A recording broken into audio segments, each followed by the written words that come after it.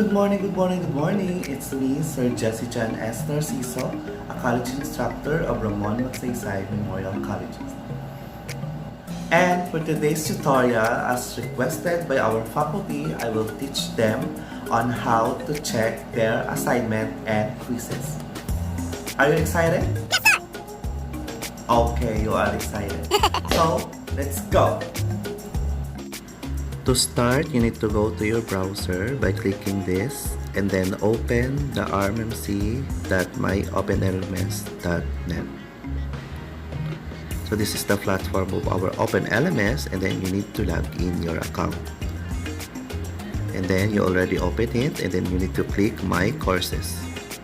And then I have here the example, so I need to go to my class GE202 and proceed now to midterm.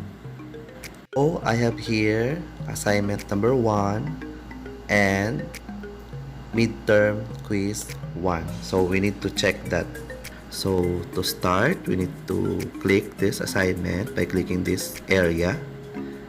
And then, so to make it easy, you may click surname that started with letter A, and then you need to click grade. So let's start with this student number 1. So all you need to do is to click this area, page number 2, you need to browse and read. Proceed to page number 3, there you go. Proceed to page number 4, and last page, which is page number 5. And then after reading it, their assignments, it's time for you to grade their output. So click save and show next. Then it will proceed you to the next student, which is the student number 2. Then click page number 2 in order for you to see their assignment. Then page number 3, and then after that you need to rate their assignment by putting the score here, and then click save and show next. Let's proceed now to student number 3. Same routine as we did to student number 1. As a teacher, you need to read first their assignment, and then rate it, and then click save and show next. So we're done with student started their surname with letter A. And then proceed tayo sa student whose surname started with letter B para mas madali. So these are my students whose surname started with letter B. So we need to start grading them by clicking this grade button. And then yung may ibang student na hindi pa nakapagpasa ng assignment, but then you may proceed by clicking save and show next. So ngayon, let's proceed now to student number 2. And then pag hindi pa makita yung page 1, you may proceed to page 2 kasi andun yung content niya. And then proceed tayo sa page number 3, page number 4, as long as a teacher, binabasa natin yung content ng ating estudyante before grading them. So kapag nabasa na po natin or na-evaluate na natin ang kanilang output, that's the right time that we're going to rate them in this area, and then click save and show next. Proceed tayo sa student number 3, same routine. You need to click the page area para mabasa natin lahat. So proceed to page number 5, 6, and page 7.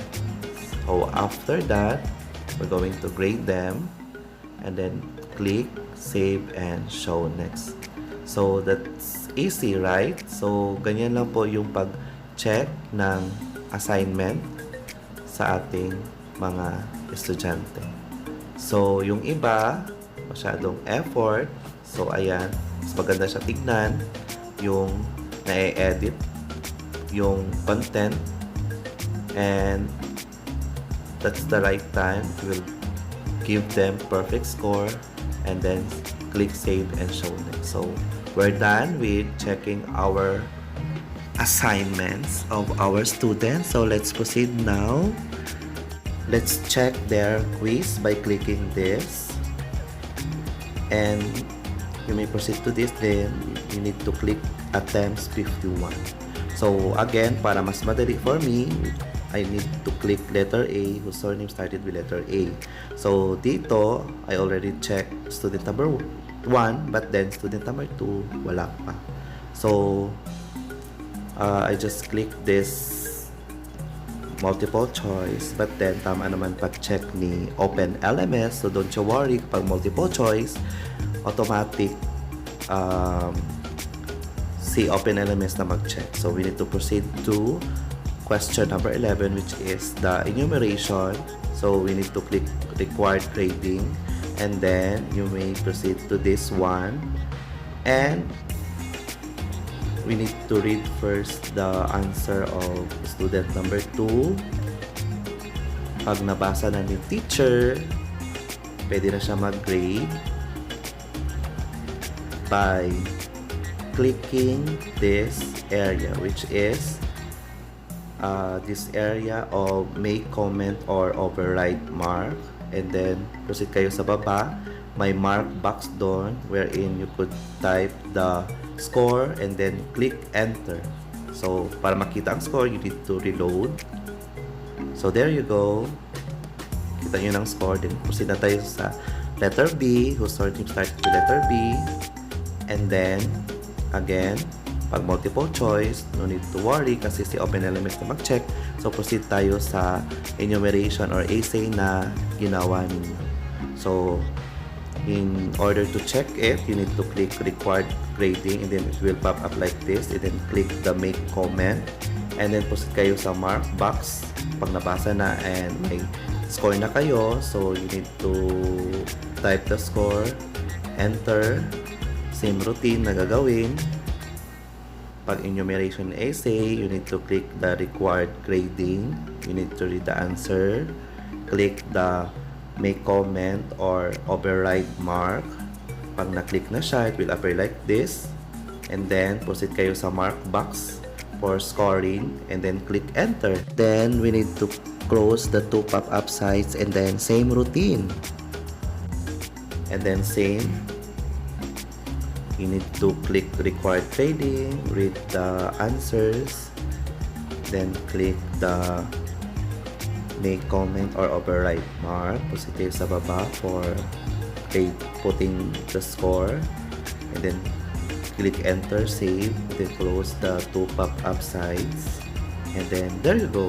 So para makita ang score, you need to reload or refresh. So ayan, kita na natin ang score ng students who started their surname with letter P. So proceed tayo sa letter C, whose surname naman nag-start sa letter C. Again, same routine na gagawin. You need to proceed to enumeration na essay. Pag multiple choice, automatic, si OpenLMS na ang mag-check. So you need to click required grading, read the answer, and then you need to proceed to the make comment or override mark, and then sa baba niyan may makita kayong mark box. That's the right time for you to put the grade of the students, click enter and save, and then close mo yung nag-pop up na mga sites. So there you go, masyadong madali lang papag-check.